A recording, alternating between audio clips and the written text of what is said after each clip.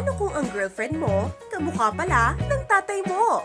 Viral ngayon ang video na ibinahagi ng 21-year-old college student mula sa Tayabas, Quezon na si Lauren Rhea, kung saan ipinakita niya ang pagkakahawig nila ng tatay na kanyang boyfriend na si Ivan Reyes.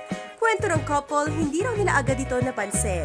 Not until may nakapagsabi na kamukhang-kamukha ni Lauren ang 57-year-old na ama ni Ivan na si Tatay Felix. Yung pong mga relatives po niya, yung mga nakakakilala sa amin, lagi pong sinasabi na kahawig ko nga daw po yung tatay niya.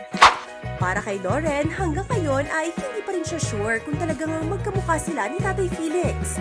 Pero ayon kay Ivan, kitang-kita niya na ngayon ang resemblance sa noo at ilong ng dalawa. Bukod pa rito, may ugali rin daw si Lauren na katulad ng kanyang Tatay Felix. Ilan din daw ito sa mga dahilan kung bakit niya nagustuhan ang kanyang girlfriend. Ang nagustuhan ko po ay pares po silang makulit, simple lang, mapagbigay, yung basta-basta nagagalit. Sa comments ng netizens, marami rin na nagsabi na kitang-kita nila ang pagkakamukha ni na Lauren at Tatay Felix. Yung pa ng ilan, baka raw si Lauren talaga ang tunay na anak ng tatay ni Ivan.